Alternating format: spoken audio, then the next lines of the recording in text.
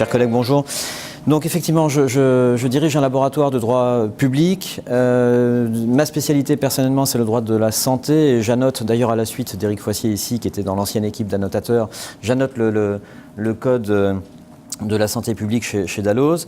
Et donc, je remercie Stéphane Bossi de m'avoir associé à cet atelier. Pourquoi ? Pour présenter donc le rôle du droit. Alors, vous avez tous votre image du droit, effectivement, et simplement marquer à la fois, j'aimerais marquer à la fois l'importance du droit dans les décisions, qu'elles soient médicales, qu'elles soient d'autres ordres, et là notamment en biologie, l'importance du droit et en même temps la relativité du droit. Ça va être un peu la dialectique là, que je vais essayer de mener durant cette intervention, qui va être inspirée d'une intervention que j'ai faite la semaine passée à la demande de l'INRA, pour des collègues de l'INRA et aussi des doctorants de l'INRA, afin de marquer un peu certains repères en droit. Et notamment, voilà, le thème était la biologie prédictive. Donc je vais réexploiter c'est pas de la paresse, hein, je vais réexploiter ce PowerPoint que j'avais fait, mais en vous expliquant quelle était ma démarche. L'idée étant d'être prêt lorsqu'un projet émerge du côté des sciences médicales ou du côté des sciences dures. Lorsqu'un projet émerge, l'idée étant de pouvoir immédiatement répondre à certaines questions. Et donc, c'était un peu l'esprit. Sachant que l'enjeu est quand même important, parce que vous connaissez tous l'affaire Lambert, vous connaissez les enjeux éthiques de l'affaire Lambert, mais il y a quelque chose qui est passé assez inaperçu dans le grand public sur l'affaire Lambert, et que, évidemment, nous, les juristes, avons relevé, c'est que le Conseil d'État a affirmé expressément dans l'affaire Lambert que la décision d'un médecin de débrancher une personne, cette décision est une décision faisant grief. Qu'est-ce que ça veut dire faisant grief ? Ça veut dire une décision qu'un juge peut analyser comme n'importe quel décret, arrêté ministériel. Une décision administrative, évidemment ça se passe en hôpital. Une décision administrative, c'est-à-dire qui va être analysée sous l'angle du droit, avec est-ce que la procédure a été respectée, la procédure collégiale, est-ce que le fond est respecté, avec une certaine marge évidemment reconnue au médecin par le juge, mais les conditions de fond sont-elles respectées, etc. Bref, la décision médicale est traitée comme un acte administratif quelconque, un refus de permis de construire ou au contraire un permis de construire. Voilà, la décision médicale est traitée comme ça, comme un acte administratif. Ce qui est vrai dans les hôpitaux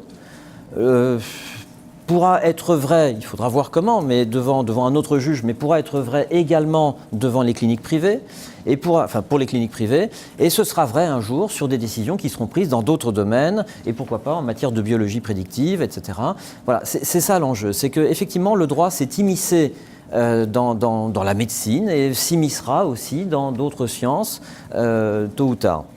Alors, voilà l'enjeu. Maintenant, comment j'ai essayé d'aborder les choses. Alors, j'étais le seul représentant des sciences sociales et humaines, ce qui fait que j'ai dû un peu déborder sur le travail de Martha et donc parler un peu éthique. Et la première des choses, effectivement, mais ça vous connaissez ça, c'est de distinguer l'éthique et le droit.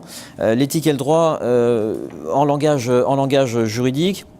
L'éthique est une source du droit et voilà, il y avait des doctorants, alors je me suis un peu amusé. Hein. L'éthique commence par les religions, et vous me contredisez quand vous voulez, mais l'éthique, au départ, ce sont les religions qui se déclinent en morale, avec notamment la philosophie morale, qui est une matière qui s'enseigne encore, notamment en Allemagne. Hein, il y a encore des professeurs de philosophie morale en Allemagne. Les Allemands disaient les collègues allemands que je connais me disent que ce sont les seuls. Mais bon, très bien. Très bien. Et puis évidemment, on ne peut pas éviter Ricoeur, qui a décliné cette morale en une conception éthique. Alors je ne sais pas si c'est lui qui a inventé la notion d'éthique, mais en tout cas, il a quelque part laïcisé la morale. Et puis, et j'indiquais, et ça je passe très vite là-dessus, et j'indiquais les différentes éthiques, les éthiques appliquées, les éthiques professionnelles, l'éthique médicale, la bioéthique, l'éthique financière, l'éthique environnementale, l'éthique de la recherche avec l'intégrité, et puis enfin les éthiques d'avenir, enfin toutes sortes d'éthiques appliquées à des situations concrètes. Tout ça vous connaissez.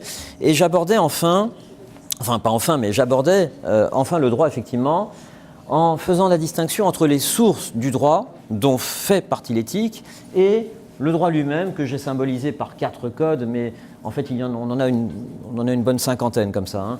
Et donc, la morale en premier lieu, effectivement, les religions sont source de droit, l'éthique, mais aussi, et ça vous êtes bien placé pour le savoir, les lois de la nature sont source de droit. Énormément de textes des textes juridiques sont basés sur les saisons, tout bêtement, sont basés sur des faits purement naturels. La pratique, les usages, et quand Martha parlait d'éthique préventive, en fait, il me semble que dans les comités d'éthique, dans les hôpitaux, on essaye d'anticiper certains problèmes et de créer des protocoles préventifs sur certains problèmes. Ce sont ces usages que, tôt ou tard, la loi pourra prendre en charge et pourra faire passer et consacrer légalement. Donc la pratique, les usages, les traditions et les coutumes, bien entendu, ça c'est trop tôt. Les lois économiques sont évidemment prises en compte par la loi. Bref, tout ça, je les ai symbolisés par un nuage. Tout ça, ce n'est pas du droit, mais c'est le fondement du droit, ce sont les sources du droit. Et ça passe effectivement à travers une sorte d'entonnoir, un moulinet. Le Parlement, bien entendu, le Parlement européen qu'il ne faut pas négliger, parce que dans tous les domaines où vous serez et où vous êtes, vous serez confronté à des directives longues comme c'est terriblement long et complexe, à des règlements, et puis finalement, c'est l'Europe, et pour étant personnellement profondément européen, je ne critique pas, mais il faut être conscient qu'il y a aussi le tamis du Parlement européen. Et donc tout ça permet d'arriver effectivement au droit objectif, au droit positif.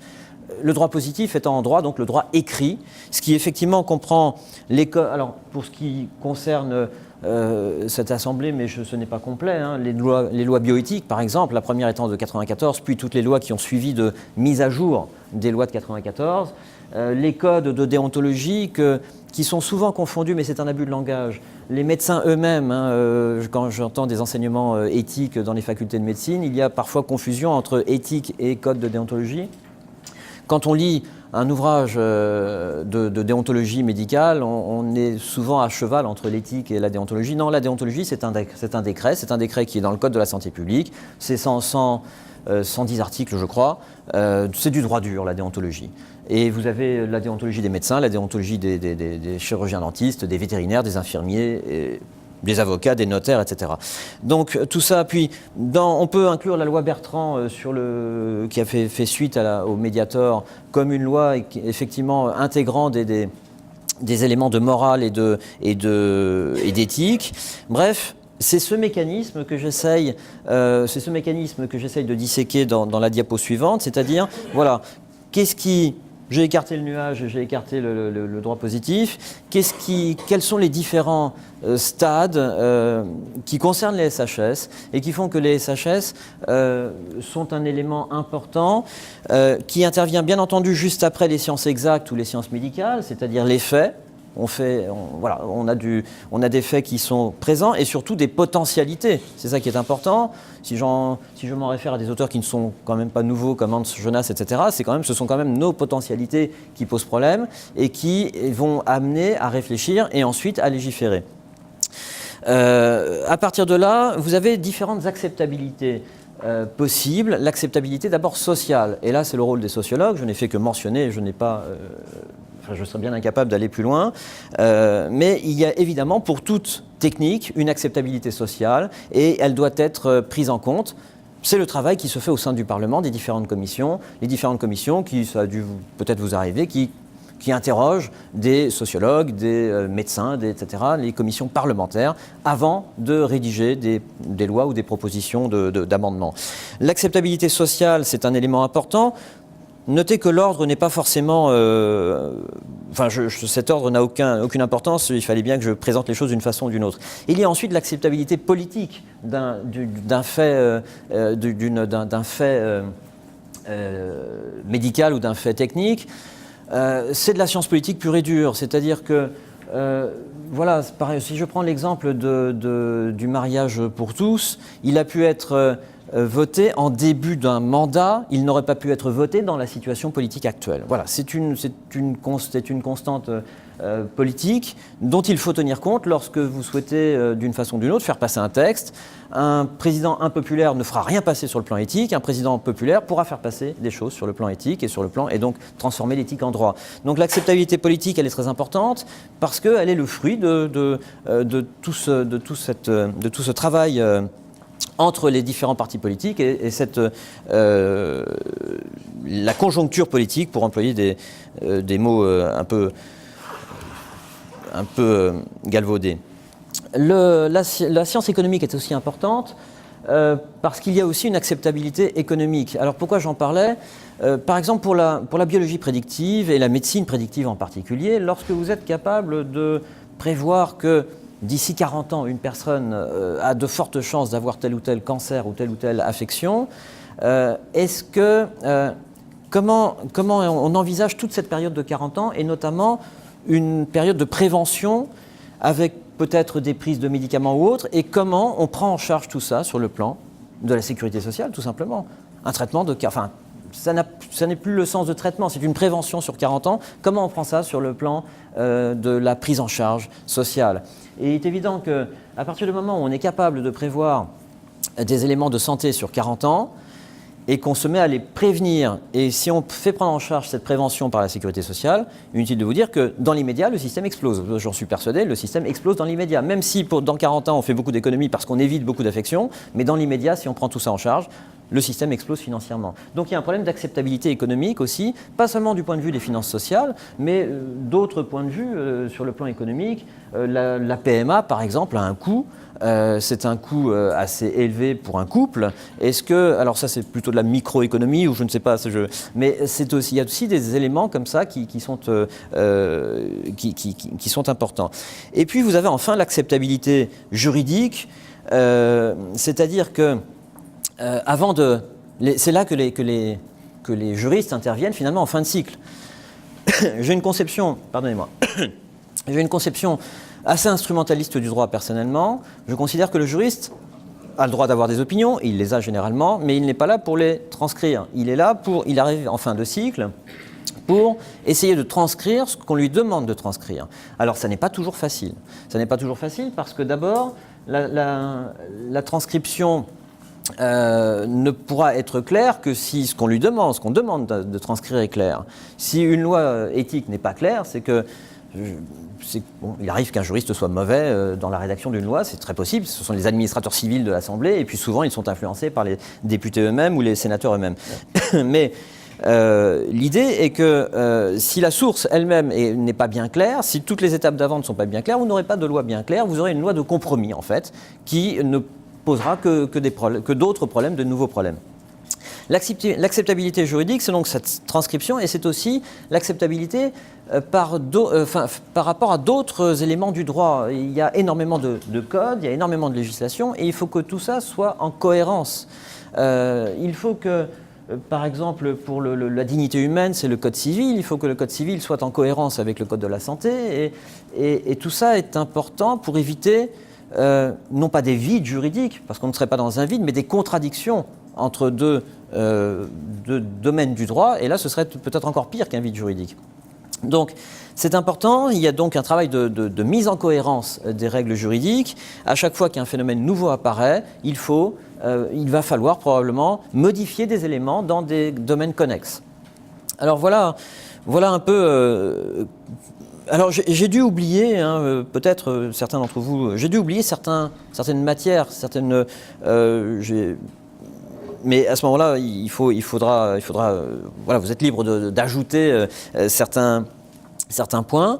Et puis ensuite, donc, je me suis intéressé plus à la biologie prédictive et sa différence avec la médecine prédictive. La médecine prédictive, elle est basée effectivement notamment sur le génome. Enfin, je ne vais pas plus loin mais elle est basée sur les éléments génétiques du patient, et donc on arrive à être assez précis. Alors que la biologie prédictive, et c'est ça qui est intéressant, la biologie prédictive, elle, est basée sur des éléments beaucoup plus diffus, et notamment, me disait notre collègue à l'INRA, montre-moi ton ticket de caisse à Auchan ou Carrefour et je te dirai dans quel état de santé tu seras dans 15 ans. Donc on est sur des éléments beaucoup plus diffus et du coup, les éléments juridiques qui caractérisent la médecine, des éléments qui sont du droit dur, la prescription, c'est un concept juridique, la prévention, c'est un concept juridique, ensuite la personnalisation, etc. Mais il y a des éléments juridiques importants qui sont des fondements depuis très longtemps. La prescription, le diagnostic, c'est aussi une notion juridique. Et tout ça va être remis en cause par cette nouvelle possibilité de biologie prédictive qui est plus large, si j'ai bien compris, que la médecine prédictive, puisqu'elle inclut bien entendu la génétique, mais elle inclut aussi des éléments comme l'environnement, comme le travail, elle inclut des éléments comme le mode de vie des personnes, l'alimentation bien entendu, le climat, sous quel climat est-ce qu'elle vit, et donc on arrive vers une médecine qui sera plus probabiliste. Et du coup, ça remet en cause les concepts juridiques de base. Et c'est là que le droit devra intervenir aussi. Les concepts, on n'est plus dans la prédiction au sens diagnostique, mais on est dans une probabilité. Alors c'est important parce que si on n'est plus dans un diagnostic, le code de déontologie sur le diagnostic et l'information du patient ne fonctionne plus de la même façon. On remet en cause le code de déontologie même. Et comment on informe un patient d'une probabilité plutôt que d'un diagnostic. De la même façon, on passe de la prédiction à la précaution, ça n'est plus la même chose. Alors, pas la précaution au sens de la charte de l'environnement, ça n'a rien à voir, mais on passe à la précaution, et donc là, ça posera d'autres problèmes qui sont très différents de la prévention, parce que la prévention se caractérise par la connaissance du risque, et donc la mise en œuvre d'éléments destinés à parer ce risque, alors que la précaution se caractérise par la méconnaissance du risque, ou une connaissance très diffuse du risque. Et donc, ce qui nous conduit à aller vers des éléments de précaution, mais en agissant un peu plus à l'aveugle. Et donc on est aussi, plutôt que dans une médecine personnalisée, on est dans une médecine plutôt pondérée, avec des moyennes selon les caractéristiques de la personne. Et puis enfin, on passe de la participation à la prise de conscience, parce qu'on se rend compte que la biologie prédictive, comme la médecine prédictive, réduisent la temporalité, à ce point-là, d'accord, réduisent la temporalité médicale, c'est-à-dire que globalement, quand on va voir le médecin, on s'attend à un diagnostic dans l'immédiat ou dans les quelques mois, dans les quelques semaines. Là, on a un diagnostic, une prédiction sur 20 ans, 30 ans. Comment faire en sorte de prendre, enfin, comment pour un patient prendre ça en conscience. Et d'ailleurs, ça fait intervenir, je pense, des éléments de psychologie ou autres. Alors, bon, je passe là-dessus. Du coup, là, ce que j'ai fait, et je passerai rapidement là-dessus, ce que j'ai fait, c'est que j'ai passé en revue les éléments du droit existants, et notamment, il existe une législation désormais assez, sur la médecine prédictive notamment, il existe des éléments très carrés désormais en droit dans le Code de la santé publique et dans le Code des assurances, sur les tests génétiques, qui sont interdits en France en termes de... ce ne sont pas les tests qui sont interdits, mais le Code interdit les assureurs d'aller demander des tests génétiques et ensuite d'en tenir compte. Mais ce n'est pas le cas aux États-Unis, par exemple. Et ça, ce qui va dans votre sens quand vous dites que, effectivement, si on ne peut pas avoir notre test génétique en France, on l'aura aux États-Unis par une enveloppe prétimbrée, puisque ça se fait déjà. Et donc ça relativise les textes français au passage. Hein. La législation française doit être de toute façon relativisée. Donc en droit des assurances, en droit du travail, il existe aussi des éléments. Et donc, alors je passais rapidement là-dessus. Il y avait évidemment les éléments pénaux, puisque en matière génétique, évidemment tout ce qui est eugénisme, etc., est parfaitement interdit depuis effectivement le code de enfin le procès Nuremberg. Donc voilà, je passe rapidement là-dessus. Voilà, tout ça c'était ce que j'essayais, donc les textes eux-mêmes. Alors après j'essayais de voir quels sont les enjeux juridiques non couverts par les textes. À partir et ces enjeux, donc les questions, c'est aussi notre rôle de répondre à vos questions en vous disant, bah voilà, il n'y a pas de réponse et justement c'est là qu'il va falloir agir. Et donc, en matière de biologie prédictive, il y a énormément de questions. En droit de la consommation, c'était l'illustration qui est là, voilà, le serveur qui vous dit, bah, écoutez, compte tenu de votre génome, je vous déconseille le café. Alors c'est une caricature, mais et on va arriver à un moment, vous savez bien que tout vendeur par rapport à un consommateur a une obligation d'information. Est-ce que sur une boîte de biscuits, on va désormais être obligé d'informer, tout comme il y a des allergènes et qu'on est obligé d'informer sur les allergènes, est-ce qu'on va informer, attention, ne convient pas à tel génotype? Va-t-on arriver à ce type d'information? Alors, et donc quelle responsabilité, bien entendu. La protection de la vie privée, vous avez soulevé le problème de l'open data. Alors l'open data n'est pas le problème en soi, c'est le big data qui est le problème, avec la connexion, l'interconnexion de toutes les données. Et la sauvegarde, le problème de la sauvegarde, les problèmes en droit du travail qui ne sont pas encore résolus. Ce qui est résolu en droit du travail, c'est le problème des discriminations en raison du génotype, mais il y a énormément d'autres questions qui ne sont pas résolues, et notamment la protection du travailleur qui présenterait une fragilité sur le plan génétique, la responsabilité civile bien entendu, et puis d'autres aspects que je développais, le droit de la sécurité sociale qui devra prendre en compte ces nouvelles possibilités, le droit de la santé bien entendu, avec ces fondamentaux qui sont le secret, comment face à ces nouvelles données traiter le secret médical, et notamment par rapport aux proches, etc. Vous voyez que voilà, et ensuite je développais donc ces différents éléments qui parfois reçoivent des réponses, mais qui le plus souvent n'en reçoivent pas, puisque notre rôle est justement de dégager ce qui tôt ou tard apparaîtra comme des vides juridiques. Voilà, j'en ai pratiquement terminé. J'expliquais ensuite, bon, ça c'était des choses de base hein, sur le big. J'en avais, voilà. On était sur un domaine un peu connexe, donc j'arrête là-dessus. Mais voilà, j'en ai terminé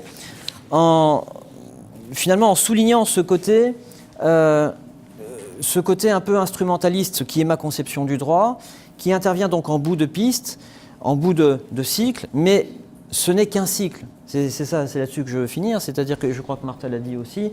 C'est-à-dire qu'une fois qu'on a transcrit un problème factuel en droit, une question factuelle en droit, la transcription, ce sont d'autres questions qui se posent, soit que la loi soit mal faite, soit que la loi ne réponde pas à tout, soit que la loi ait, comme vous l'avez dit, ait modifié les comportements et du coup des nouvelles questions se posent, soit aussi tout simplement que les faits, et c'est ça, que les faits scientifiques évoluent, et qu'il va falloir de nouveau relancer tout ce cycle. Donc le droit intervient en fin de cycle, mais en même temps il lance un nouveau cycle. Et c'est ce qui fait finalement notre c'est ce qui fait notre fonds de commerce.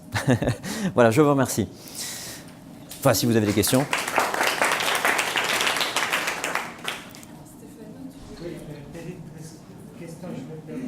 Tout d'abord, je tiens à vous rappeler qu'il y a un IRS qui n'a pas été fait, qui était dans la shortlist qui s'appelle Predict, mais qui a été refinancé par le département SDV.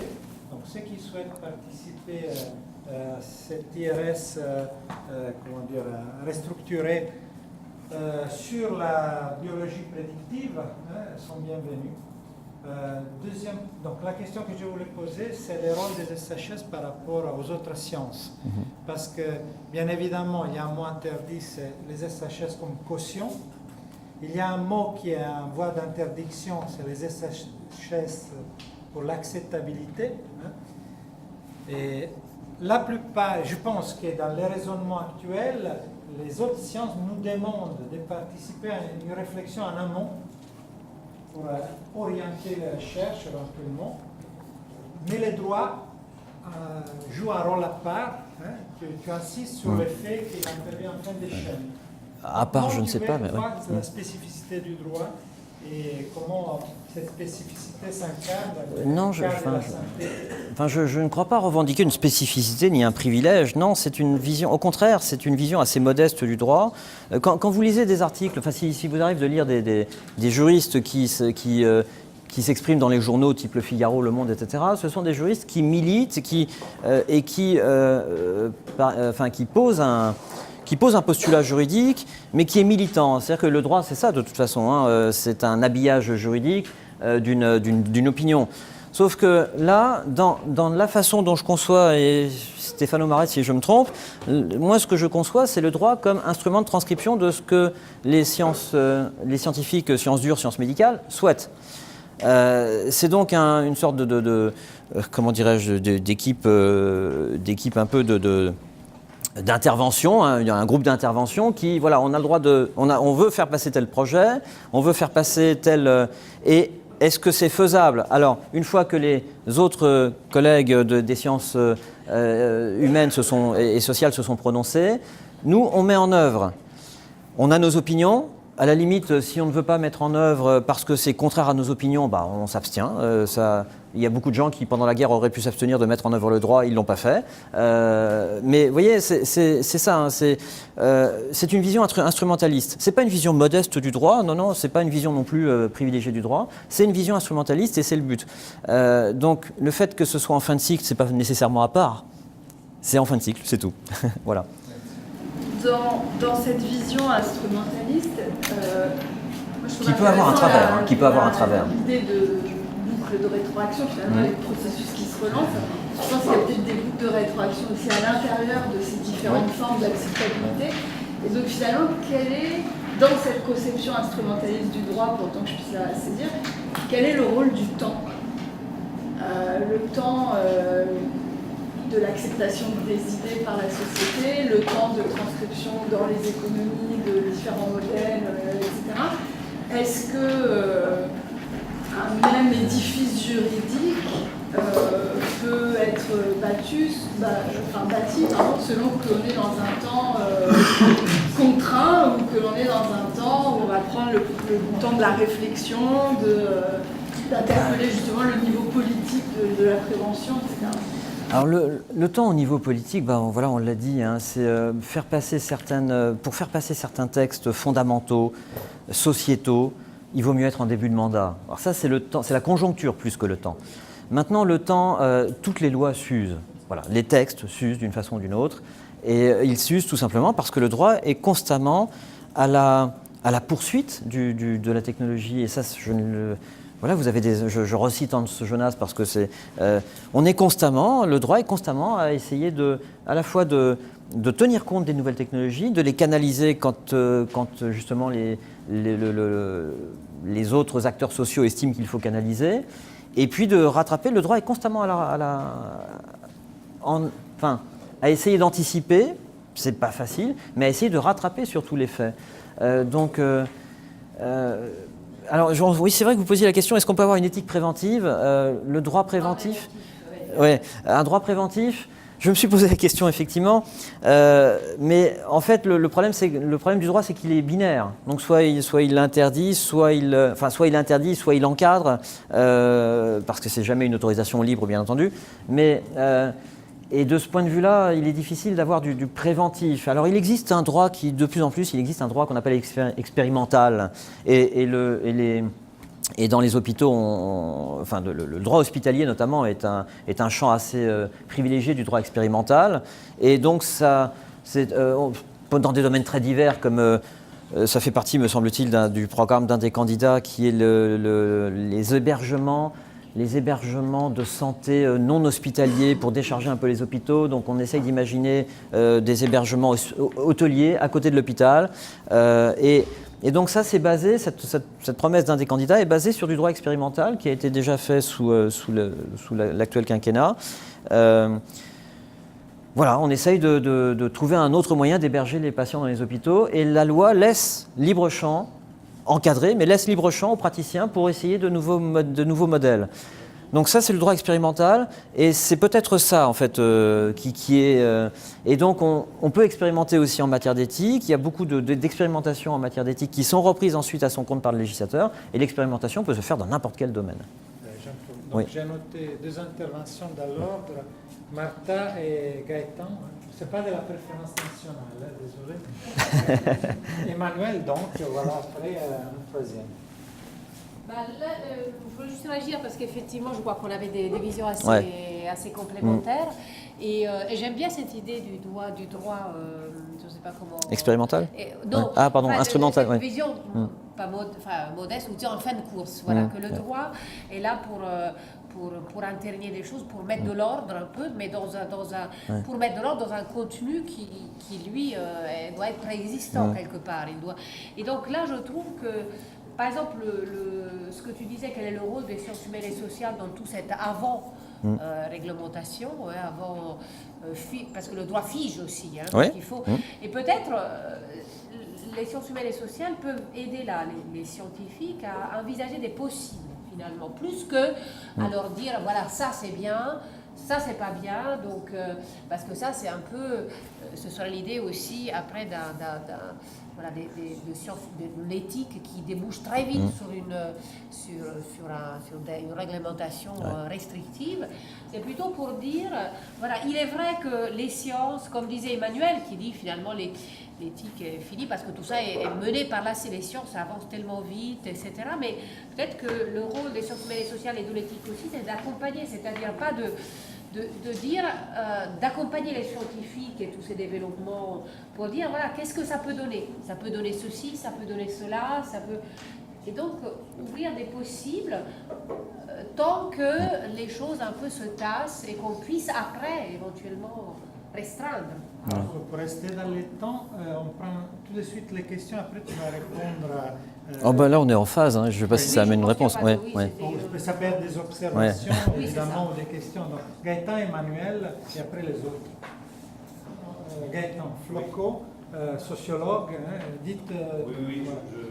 Donc, sociologue à l'Université d'Evry, et je fais actuellement, avec une collègue qui s'appelle Mélanie Guillaume, une enquête sur le travail des chercheurs en biologie de synthèse et évidemment les implications sociétales de leurs découvertes, plutôt de leurs innovations.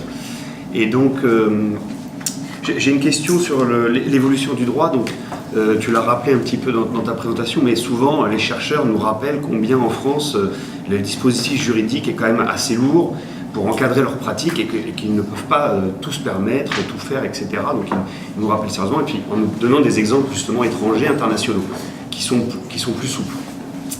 Et donc, en tant qu'annoteur du Code de la santé, je voulais savoir si tu avais remarqué ces dernières années une évolution qui irait dans le sens d'un desserrement un petit peu, justement, du droit pour faire suite, en fait, à l'intervention que j'ai trouvée intéressante aussi d'Emmanuel tout à l'heure, concernant justement ce qui se passait aujourd'hui et surtout les perspectives à venir, en termes de Tout dépend ce qu'on appelle sciences et techniques. Tout dépend ce qu'on appelle desserrement du droit. C'est-à-dire un assouplissement, le fait que les chercheurs seraient davantage autorisés, auraient plus de possibilités, quelque chose qui irait dans ce sens. Est-ce que tu as pu le constater?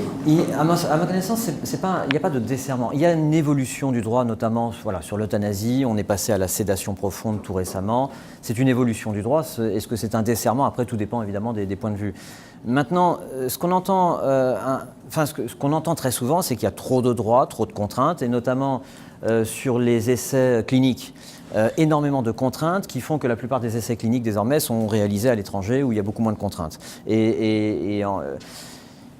Ça, le problème de ces contraintes, c'est ce ne sont pas les juristes qui les inventent. Les contraintes sont le fruit des différentes précautions qui sont exigées par qui? Eh bien, par tout ce qui est en amont du droit, qui est exigé socialement, qui est exigé de façon à faire accepter telle ou telle réforme. Donc de ce point de vue-là, il y a une pression effectivement de la part des labos pour faciliter, des labos ou du corps médical pour faciliter les essais cliniques. Alors peut-être qu'on aura un desserrement si c'est ça, donc moins de difficultés, mais pour l'instant, l'évolution générale du droit, et ça concerne aussi la médecine, elle est à une complexification. Et malgré tous les chocs de simplification dont on nous parle, il y a une complexification du droit. Donc il n'y a pas de desserrement de ce point de vue-là, pas à mon sens. Oui, pardon. Ouais. Je tenterai juste d'apporter ma réflexion par rapport à l'axe 4. Je ne serai pas là en fin d'après-midi pour discuter de cette affaire. D'abord pour dire que les sciences humaines et sociales peuvent permettre surtout d'identifier les enjeux. Il ne s'agit pas uniquement d'être descriptif, mais arriver à identifier. Et par rapport à ce que disait Sandra par rapport aux urgences, comment on hiérarchie aussi les priorités, comment on identifie les questions qui sont posées. Et au regard de cette intervention, c'est pour ça que j'avais tenu à ce que dans l'axe 4, on pose la question des vulnérabilités. une question importante, est la question des libertés. Et à mon avis, les questions centrales, en tous les cas d'un point de vue éthique, se situent à ce niveau, vulnérabilité des libertés. Déjà en petit A, en disant que ce n'est pas uniquement le fait de la médecine génétique, enfin de la génétique en matière de médecine ou de médecine, en matière d'imagerie aussi, on est confronté aussi de plus en plus avec les incidentalomes à une question de médecine que je dirais pas uniquement prédictive, mais prospective, voire à un moment donné, c'est tout le danger, prescriptive au niveau d'un certain nombre de normes. Et on voit d'ailleurs aussi bien dans les pratiques médicales que dans les conséquences pour la personne. Tout à l'heure, Martel disait, elle est partie, que la question fondamentale pour elle de l'éthique, c'est la question du bien. Une des questions fondamentales pour moi par rapport au sujet que vous venez de traiter, c'est la question de l'autonomie et de la maîtrise. Et tout ça demande des articulations. Alors juste deux observations. D'abord, le pronostic peut être aussi probabiliste. Ouais. C'est jamais un pronostic de certitude. Tout ça pour dire, à un moment donné, vous avez été affirmatif en disant c'est une distinction à prendre en considération. Dans les questions que je vois développer dans l'axe 4, d'un point de vue transdisciplinaire, en tous les cas avec une approche plurielle, c'est la question du savoir, du droit de savoir et du devoir de savoir, qui va être de plus en plus contraignante, puisqu'il y a une assignation à savoir, y compris des choses qu'on ne voudra pas savoir. C'est l'évolution de la loi de la bioéthique. Donc je pense qu'il y a une réflexion fondamentale à développer de ce point de vue-là. Ensuite, la question d'agrégation des données, qui a posé des questions importantes d'un point de vue liberté individuelle. Et également, et on l'a vu, tout à l'heure vous évoquiez la loi du 2 février sur la fin de vie. En fin de compte, on est dans une logique de l'anticipation, directive anticipée. Qu'est-ce qu'on va faire de ce savoir? Effectivement, quelles vont être les conséquences de ce savoir pour vivre sa vie? Quel est le pouvoir qu'on va avoir sur ce savoir? Et au nom de quoi il sera important ou pas de savoir plutôt que de ne pas savoir? Le voile de l'ignorance, par exemple, on en parle beaucoup, va être le dernier point que je voulais aborder. Donc c'est effectivement toute la distance, et je crois que dans l'axe 4, il faut vraiment qu'on en parle. On va de plus en plus disposer de connaissances, mais sans avoir les thérapeutiques. Nous, on est, par exemple, laboratoire d'excellence sur l'anticipation des traitements de la maladie d'Alzheimer, pour exemple. On a un capital savoir dont on ne sait pas au juste qu'est-ce qu'on doit en faire, et si on doit en faire quelque chose. Mais pourtant, il existe, et voilà une interrogation qui ne peut pas être l'exclusive des scientifiques. Oui, bien sûr. Quel type de compétences, et c'est là, c'est une réflexion à mener en termes de sciences humaines et sociales, est-ce qu'il n'y aura pas d'autres types de compétences à inventer d'une certaine manière, en articulation entre les chercheurs, leurs responsabilités et la société?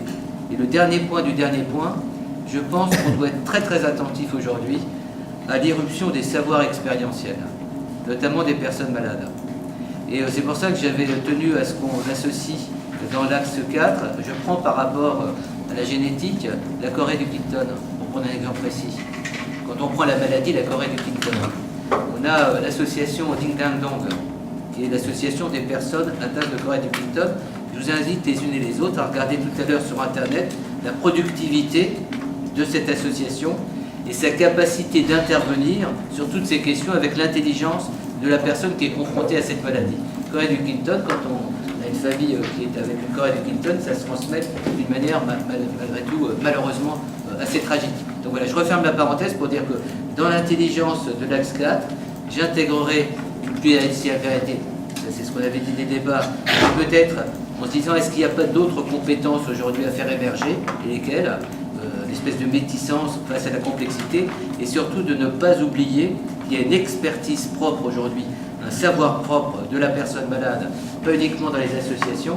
Si on l'exclut de notre approche, on perd, je pense, une dimension essentielle. Alors, je vous apprendrai une seule chose, c'est que dans cette diapo, on a abordé que, je n'ai abordé, parce que je pense que c'est l'objet ici, je n'ai abordé que l'aspect entre collègues, entre scientifiques, et donc les différentes matières, je dois en oublier parce que vous me montrez une fois de plus que j'ai oublié les psychologues. Là, je pense qu'il y a un aspect important, notamment sur l'envie de savoir, le droit de savoir, etc. Maintenant, il est évident, et on le voit aussi lors des travaux parlementaires, que les associations de patients interviennent énormément et proposent énormément de choses. La loi Kouchner a été d'abord inspirée par les associations de patients. Tous les progrès sur les maladies rares n'auraient pas été possibles sans les réseaux Internet des patients à travers le monde et créer un marché du médicament pour maladies rares qui ne pourrait pas exister à l'échelle nationale. Il y a énormément d'exemples où les associations de patients ont apporté quelque chose. Donc de ce point de vue-là, mais je ne savais pas comment les placer là, parce que c'est une intervention en fait de... On va dire, sans que le mot soit grossier, c'est un lobby comme un autre, l'association de patients, et elle intervient, elle a son rôle dans le processus législatif. Mais est-ce qu'elle a son rôle dans cette... Pourquoi pas? Est-ce qu'elle a son rôle dans cette arène? Je ne sais pas.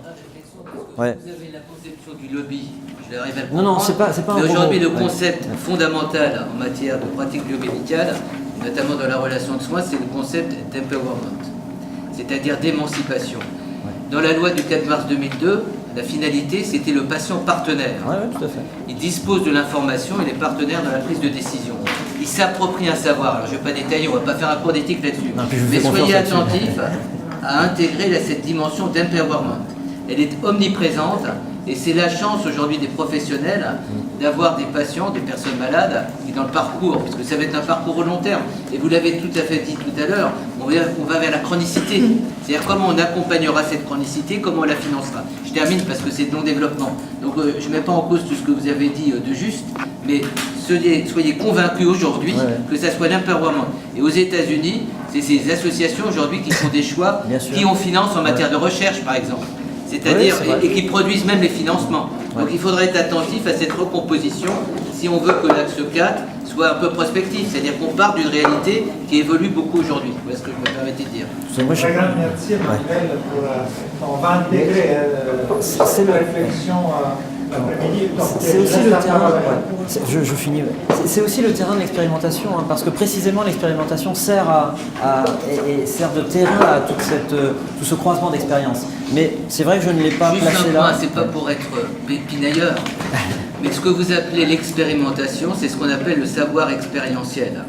Et voilà, non mais d'accord. vous avez mis, non mais le mot actuel, c'est le savoir expérientiel, aussi bien de la part des professionnels, parce que il y a des EHPAD aujourd'hui qui sont en train de développer effectivement des alternatives entre l'institutionnalisation et le domicile. Tout ce que vous avez dit effectivement à l'hôpital sur des lieux TR où la personne malade pourrait être dans un lieu intermédiaire qui serait régir. Tout ce que vous dites. Aujourd'hui, je me permets de vous dire, on ne parle plus d'expérimentation, on parle de savoir, c'est-à-dire toutes ces innovations qui sont au même titre que les innovations biomédicales, des innovations dans la prise en soin. Je termine là-dessus, mais on pourra développer. Tout ça pour dire le côté passionnant de l'axe 4, s'il intègre tous ces savoirs, toutes ces compétences, et qu'on ne soit pas limité, disons, à une vision un peu ancienne, je dirais, de l'éthique. Il y a une rupture profonde, et je tiens, c'est pour ça que je me suis un petit peu, excusez-moi, je suis un peu assertif. Je pense qu'on va dans le faux si on fait à partir d'hier. Il y a des ruptures, de la même manière qu'on parle en termes d'innovation, il y a des ruptures disruptives, en fait, d'une certaine manière, on en est là au niveau de l'éthique. Et si on n'est pas capable, dans notre réflexion en sciences humaines et sociales, d'associer toutes ces innovations, on sera totalement daté. C'est-à-dire on n'aura aucun intérêt. Alors ça relève de Stéphano, ça. Hein, mais enfin, la loi dit encore... La loi dit encore expérimentation, j'y peux rien. Et donc, mais bon, enfin, pour terminer, il y a une réserve sur le côté instrumentaliste du droit. Je ne veux pas que ce soit pris comme une... Parce que ça peut être dangereux, le côté instrumentaliste du droit, ça peut être dangereux aussi. Continue. Au sens où c'est justement ce qui a conduit aux pires extrêmes, le côté purement instrumentaliste du droit. Donc, le juriste ne se lave pas les mains du problème, non, mais c'est la conception d'un technicien qui transcrit un besoin social, un besoin technique, etc. Voilà, c'est en ça que le droit est un instrument, mais ça s'arrête là, et sans aller jusqu'aux extrêmes que ça a pu produire. Voilà, merci à vous.